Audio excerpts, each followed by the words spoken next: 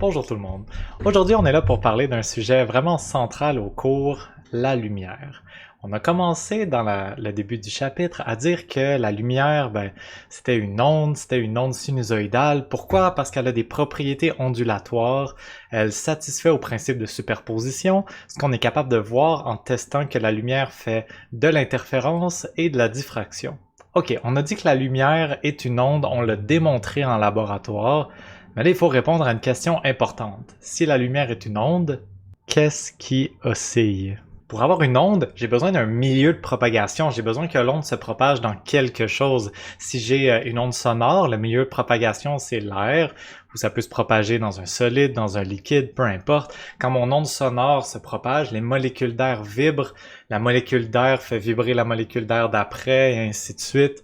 Il y a un milieu de propagation. Si j'envoie une onde dans une corde, dans un ressort, si je fais une vague dans l'eau, il y a un milieu physique matériel concret qui est perturbé, qui oscille quand l'onde se propage. Mais la lumière, c'est quoi son milieu de propagation? Pour commencer à réfléchir à c'est quoi le milieu de propagation de la lumière, je vous raconte une petite histoire.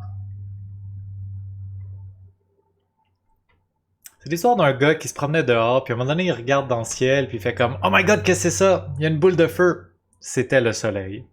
Fin de l'histoire.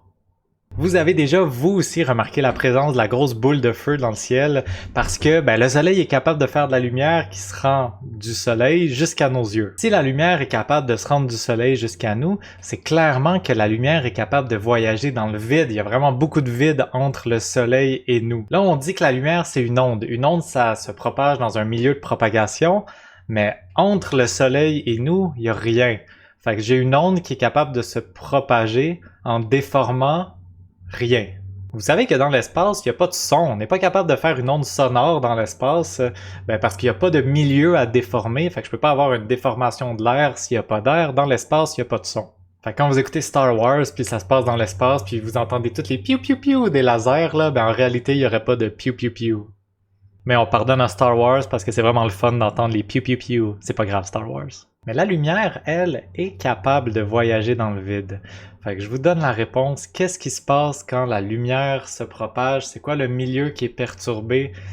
C'est le champ électromagnétique. Vous avez entendu parler du champ électrique puis du champ magnétique dans votre cours d'électricité et magnétisme. Le champ électrique, c'est comme un champ vectoriel ambiant qui est perturbé par la présence de charges électriques. Le champ magnétique, c'est la même chose, un champ vectoriel ambiant. Vous avez vu comment calculer le champ d'une charge ponctuelle ou le champ magnétique créé par un courant électrique. Peu importe.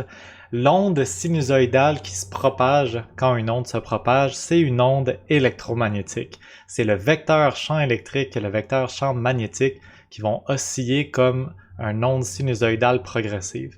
C'est pas un ou l'autre, c'est les deux en même temps. On voit sur l'animation ici, c'est que le champ électrique, dans ce cas-ci, est à la verticale, il est sur l'axe des Y. Le champ magnétique est à l'horizontale sur l'axe, ici on a mis l'axe des Z. Puis la direction dans laquelle l'onde se propage, c'est la direction des X. Les trois vont toujours être perpendiculaires. La direction du champ électrique, le champ magnétique et la direction de propagation de l'onde, ça va toujours être trois vecteurs perpendiculaires. Quand nous, on va se représenter les ondes électromagnétiques par des fonctions sinusoïdales, ce qu'on va tracer, c'est juste le champ électrique. Il y a toujours un champ magnétique qui suit, ça nous importe pas trop. Pour décrire fidèlement les comportements de la lumière qui nous intéressent, la description du champ électrique est parfaitement suffisante.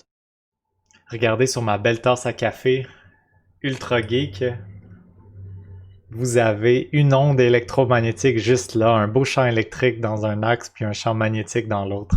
C'est fantastique. Ok, je veux revenir sur une autre chose que j'ai dit tantôt, c'est que la vitesse à laquelle les ondes se déplacent dépend seulement des propriétés physiques de leur milieu de propagation. C'est quoi le milieu de propagation de la lumière? La lumière se propage dans le vide. Donc pour déterminer la vitesse à laquelle la lumière se déplace, il faut qu'on connaisse des propriétés physiques, tangibles, mesurables du vide. Rappelez-vous qu'on a dit que d'habitude, la vitesse d'une onde, ça dépend de la racine carrée de la rigidité divisée par la densité d'un milieu. Mais là, pour une onde lumineuse électromagnétique, ça n'a pas vraiment de sens de le voir comme ça. C'est quoi la rigidité du vide? Est-ce que je peux prendre du vide puis le compactifier? Ça n'a même pas de sens comme question. C'est quoi la densité du vide? Il n'y a rien. Est-ce que c'est une densité de zéro? Est-ce que la lumière va à une vitesse infinie? Non, la lumière va à une vitesse finie, mesurable, calculable.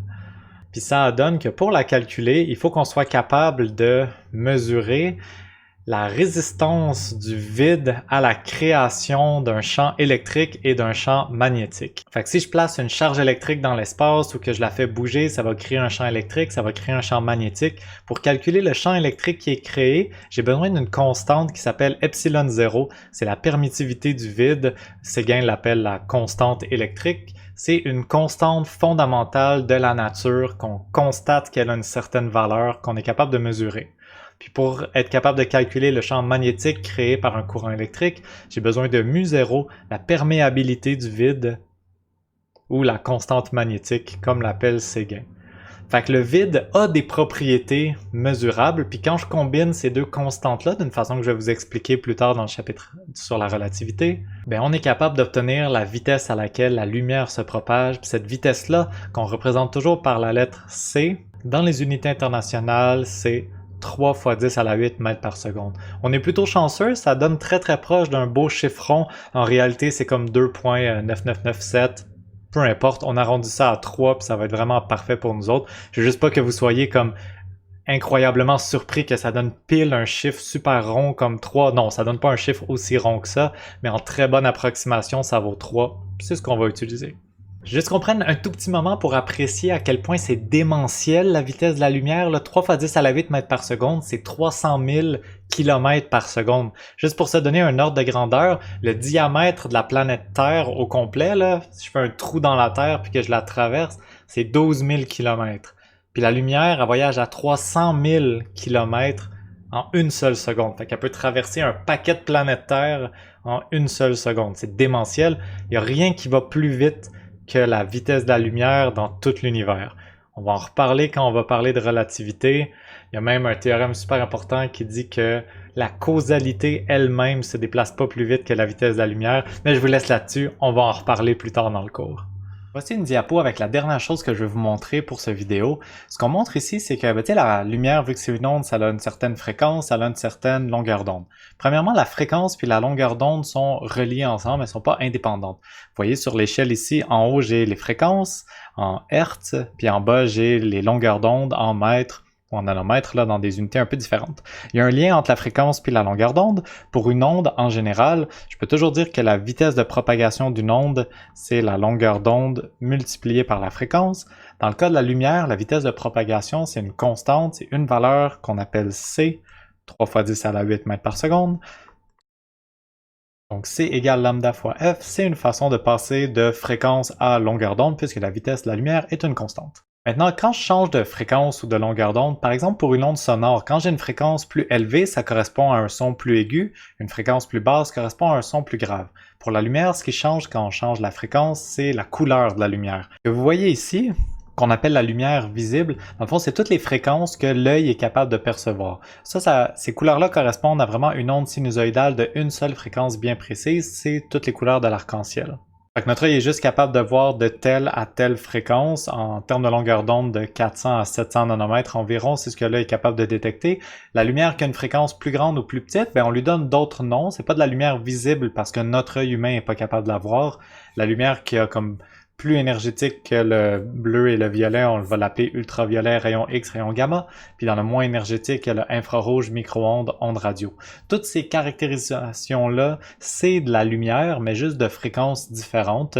Puis dépendamment de la fréquence de la lumière, vont interagir de façon un peu différente avec leur environnement. C'est pour ça qu'on les a comme catégorisés en catégories. Mais ça, c'est juste nous qui a fait des regroupements utiles de lumière, là, mais la lumière, fondamentalement, c'est la même chose, mais à des fréquences différentes. Quand on va arriver plus vers la fin de la session, dans le chapitre sur la mécanique quantique, on va expliquer pourquoi la lumière a des effets différents sur la matière, dépendamment de sa fréquence, un sujet pour une autre journée. Je vais juste vous montrer rapidement que quand on parle de micro-ondes ou d'ondes radio, tout ça, c'est des ondes lumineuses, au même titre que la lumière visible, c'est juste que notre œil n'est pas capable de la détecter. C'est tout pour mon vidéo sur la nature de la lumière. L'important, c'est ça, se souvenir que la lumière, c'est une onde électromagnétique, un champ électrique et un champ magnétique. Je vous ai donné la vitesse à laquelle l'onde se propage. Puis, il y a plein de couleurs différentes, il y a plein de fréquences différentes de lumière qui produisent des effets différents sur l'être humain et sur leur environnement. Il y a une petite plage de fréquences qu'on est capable de voir. C'est ce qu'on appelle la lumière visible. C'est tout. Merci beaucoup d'avoir écouté. J'espère que vous avez quand même trouvé ça intéressant. Puis, on se revoit dans les prochaines vidéos.